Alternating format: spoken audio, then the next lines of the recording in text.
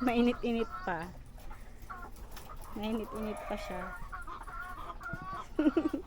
Bagong itlog. Ang init oh. So, bagong itlog yan.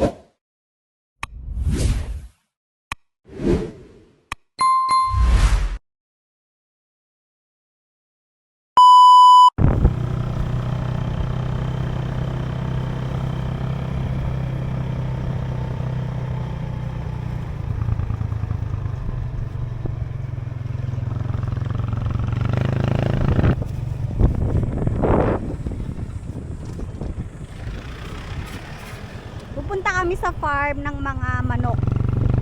Mag-harvest kami ng egg. Let's go!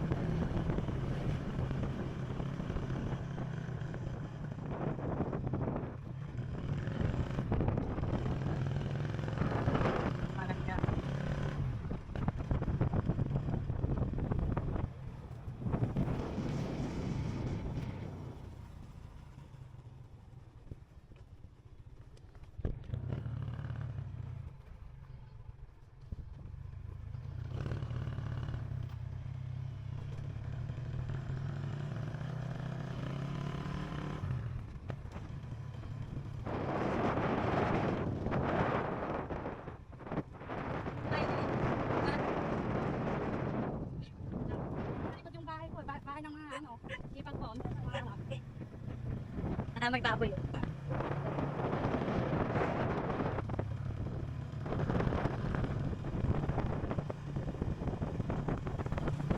Sana may itlog. Sana mga may maabutan kami itlog. Oo, palatan. Dati walang bakat dyan. Kailangan ko itlog.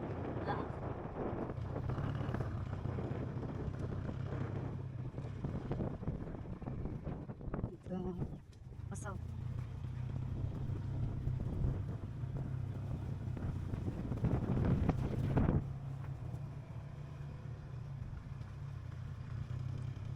Kakilala mo yung may-ari ng farm?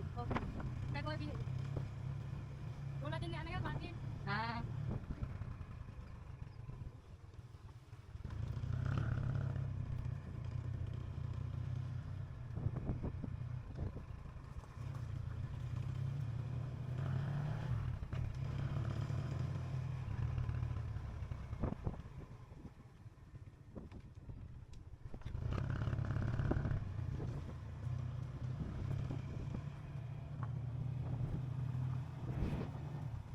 Dito na tayo bababa, dapat lang nakaka tayo. Dito din yung ano, kapatid ng ano nanay ko. Dito. Kapatid dito. Mama mo? Yung paman natin. Ah. Kulang. So maglalakad na kami mga mi. Kasama ko yung pinsan ko. Pupunta kami dun sa farm. Titingnan namin, mag-harvest kami ng egg. Kasi mura dito, 150 lang ang isang tray. Pero sana may itlog. Sana di pa naubos. Laki.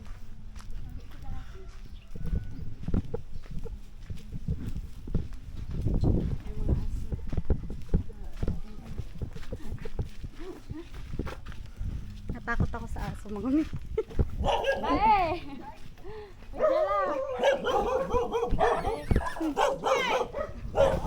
Yung mga aso, mga mi.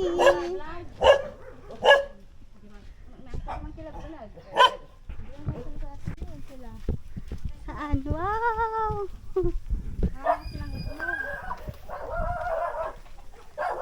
So 200 yung ano, medyo maraming aso dito. Kaya sinusundan kami ng aso.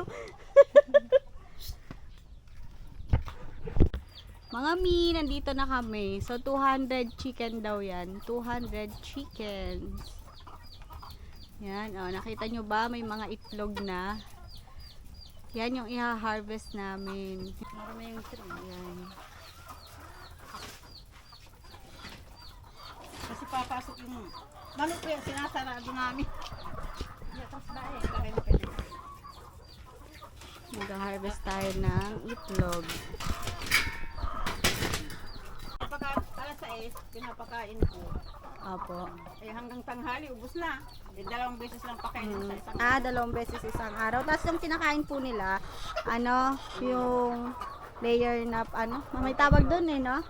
Layer, year 1. layer 1. Dami din naman itlog. Nakakailang harvest po kayo sa, ano, isang araw? Isa lang. Ilang tray? Mari ganyan. Minsan mahigit 5 tray. Ah, Minsan, kasi kung minsan, kahit gabi na, yung huli, doon. opo. So, iba daw yan mga mi sa 45 days na chicken. Ibang klase itong chicken, ganyan oh. Parang mga lalaki. Para silang lalaki kasi mahahaba yung palong nila oh. Ang ganda oh. Siyempre yung tumatanda, di ba?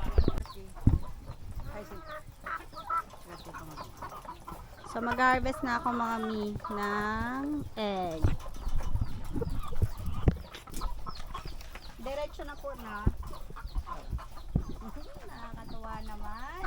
First time ko mag-harvest ng egg. Fresh from the farm.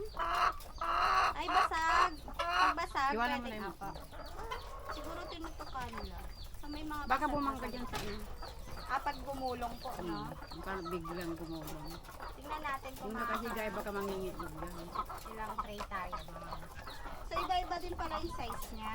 Ayan, oh, may maliit. Pero isang same price lang po. Pag sa-separate pa. Minsan, sinisipret ko yun.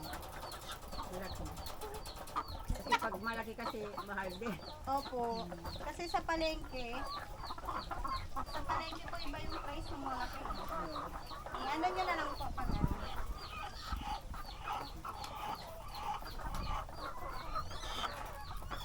Ang ganda mga amigo. Tingnan natin kung anong ilang tray to. Ito na po yung first itlog nila mula kaninang umaga. Ito. Wala, ako pa lang po yung ano, nag-harvest. So, yapit na tayo makaisang tray. Pero titingnan natin kung isi-separate pa nila yung hindi ko pa naubos dyan. Pero nakaisang tray na ako. Kukunin ko na yung mga egg nyo. Tapa. So, kuha pa tayo kasi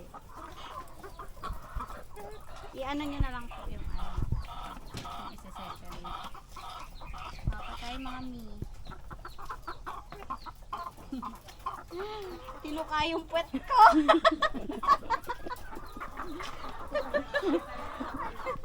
Mga mi, tinuka yung puwet ko. Yan. So, hindi siya pare-pares yung size niya. Merong malaki, may maliit. Kapag nag-ano daw sila, sineseparate daw nila yung malaki. Kasi ganun din naman sa palengke. Sineseparate yung malalaki. By size naman talaga ang ano ng itlog.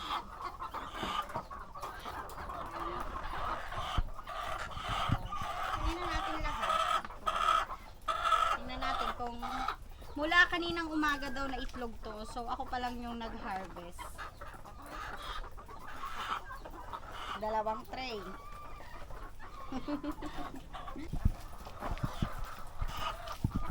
So nakaka-2 tray na tayo mga mi. Dahil nandyan sila mama, dami na natin. Kasi mura lang naman. Mura lang siya compare sa palengke. So, mayroon pa pala dun. Dito muna tayo. So, mahilig kasi kami sa itlog. May ano bonus oh. Uy, ito mga may mainit-init pa. Bagong labas. Mainit pa siya. Pahingi ko ng itlog. Wala pong tukaan. Pahingi po. Oh? Pahingi.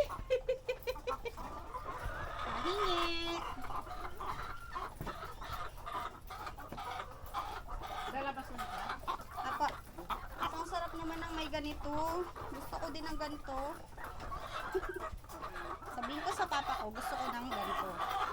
Yung iba mainit-init pa, bagong labas. Yan. So, dito muna tayo, mga ano. Dito pala nakuha yun natin. So, itong nakuha ko ngayon, magkaka-size. Kanina, so, pangatlo na, feeling ko makakaapat ako sa lahat. So, nakakatatlo na ako.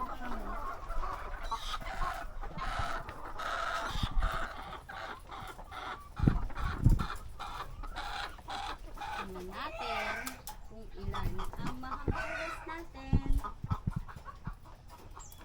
Pero isan mo na yan. Pwede ba ubusin? Ayan. Ay, walang tukaan na. Feeling ko nga apat. Naiwan ko ba ito kanina? May butas yan eh. Ay, oo pala. Butas pala to mga mi. Ang ulam. Kaya ano, may kunting tira. Saliwan ko ba ay kalahating tray ah. Bibili din ako kalahating tray lang.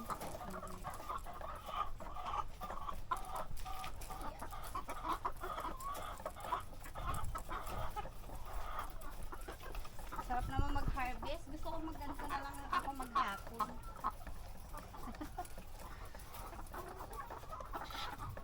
Harvest na lang ng egg.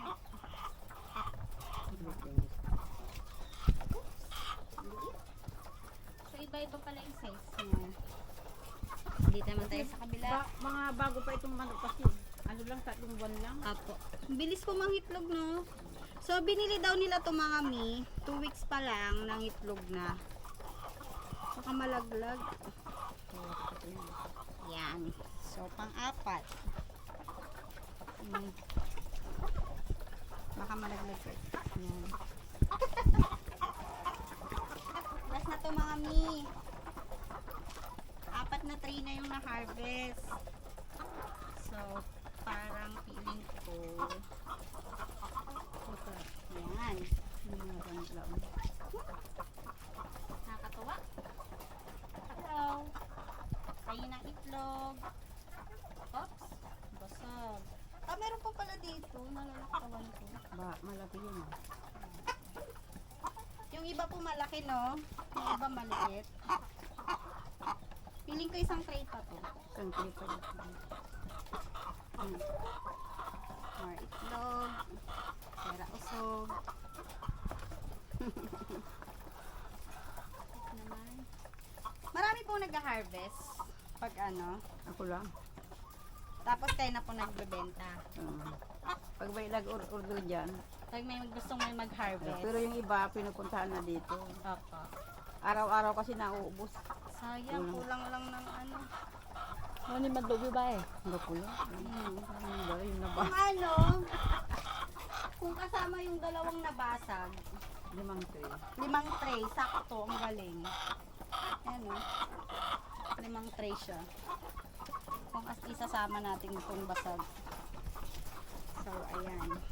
Ito yung pang last tray namin. 5 tray yung ano. 200 na chicken. Pala yan. Tapos, yung initlog nila ngayong araw, 5 tray.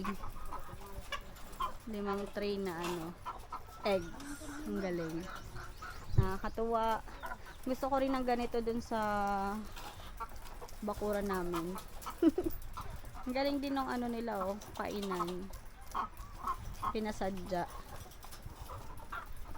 Kainan, tas diretso itlog. Diretso na sila mangingitlog dyan. Ang pagkain nila is layer 1. So, pang paitlog talaga yun mga mi. Ayan. So, nung binili daw nila ito, 2 weeks pa lang ng itlog na. So, nagdire-diretso na. So, 200 chickens daw to. Pero nabawasan na ng 4. Siguro dahil sa sobrang init. So, ayan yung ano nila, oh, diretso na sa inuman nila. Dito yung inuman nila, dyan sa red na yan. So, dyan na sila umiinom. Tapos dito yung kainan nila. So, ang galing. Nakakatuwa. Gusto ko rin ng ganito sa bakuran namin. First time ko mag-harvest ng egg. Ayan, nakala mo mga lalaki, no? Pero hindi natin masabi. Di ko din alam. Kasi lahat sila may palong. Ang lalaki ng palong nila eh. Ayan, no? So, hindi ko alam kung pag nangingitlog na ganyan is pwedeng lalaki o babae. So, hindi ko alam. Nakakatawa.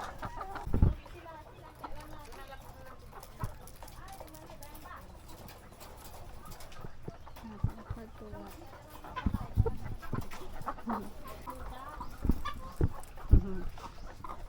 So, yung hinarvest namin mga mi na egg, halo kasi yun, may malaki, may maliit. So, yung maliliit, 150 ang isang tray. Tapos, yung medyo malaki is 170 isang tray. So, I think mas mura pa rin siya kaysa sa palengke. Sa ganong price. So, dito to mga mi sa Barangay Balite, Malasike, Pangasinan. So, kung gusto nyo mag-harvest ng egg, fresh egg, dito lang yan. Punta lang kayo dito. Murang-mura lang, 'di ba? 150, 170 pag malaki, 150 pag medyo sakto lang yung size. So, mura pa rin siya. Tapos, mag-e-enjoy ka pa kasi ikaw mismo yung mag-harvest. So, yung iba, mainit-init pa. Mainit-init pa yung iha-harvest mo. Ayan, oh. Nakakatuwa yung mga chicken. Oh. Hello! Nagpapa-cute. Nakakatuwa. 200 chickens, tapos naglilay siya ng 5 trays. So, 200 chicken to mga mi. Tapos, nabawasan na daw ng 4. Tapos, anong oras na? Alas 2 na ng hapon. So, mula kaninang umaga hanggang ngayong alas 2, nangitlog na siya ng 5 tray.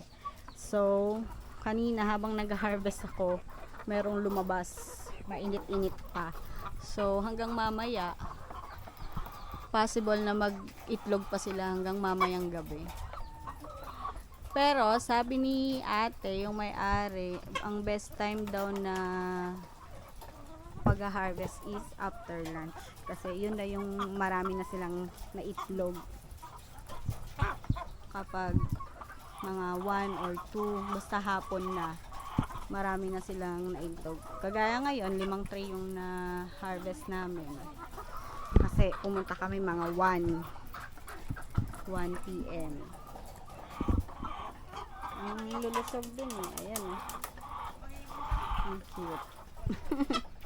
So, kung pang tinda mga mi, sulit na sulit yung mga eggs dito. Kasi mura lang. Sa mga mi, oh, kagaya nito. Bagong itlog. Naubos na namin yung itlog niyan. Hinarvest na namin kanina. Naubos na lahat. So, wala nang natirang itlog. Pati yung 2 basag kinuha namin. Hinarvest na namin. Tapos ito, ngayon, mainit-init pa. Mainit-init pa siya. Bagong itlog. Ang init to. So, bagong itlog yan. So, hanggang mamayang hapon, mag-iitlog pa siya. So, meron ulit dito mga mi, oh. May isa pa. Ito, oh. Bagong itlog din. Ang init. Bagong itlog. Ayan. So, mayroong 2 bagong itlog. So, hanggang mamaya siguro, mangingitlog pa ng mangingitlog yan.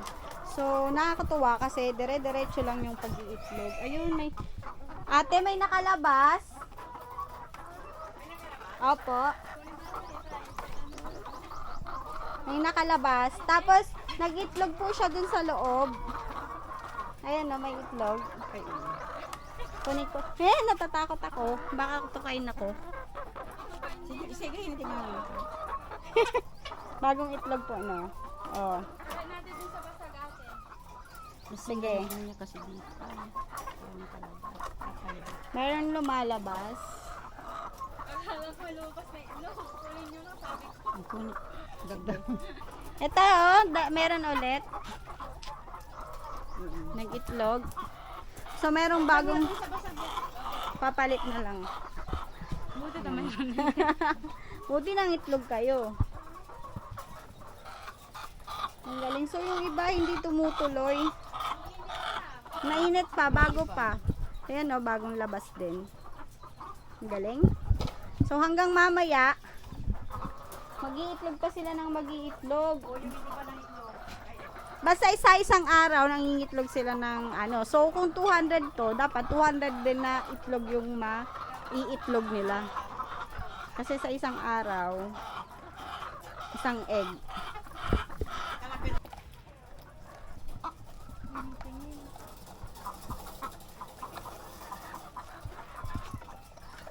Alam na rin, pag alas 4 na, talagang sigawan na sila. Para silang tatawagin na rin ako. Nagugutom na. 2 beses daw sila kumakain, mami, sa isang araw.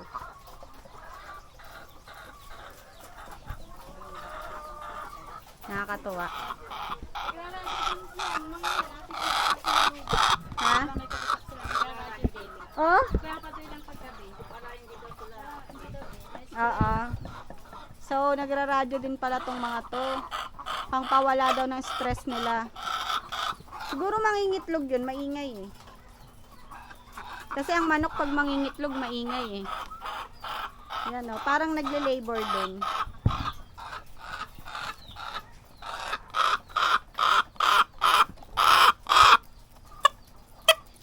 Manganganak ka na ba? Sige, manganak ka na. So, ayun na nga mga mi, nakakatuwa kasi na-experience ko mag-harvest ng egg. Buti na lang, sinabi sa akin ng pinsan ko na meron nga dito na ikaw mismo yung mag-harvest ng egg. Tapos mas mura pa. So, yun lang mga mi. Thank you for watching. Ano? Bye-bye!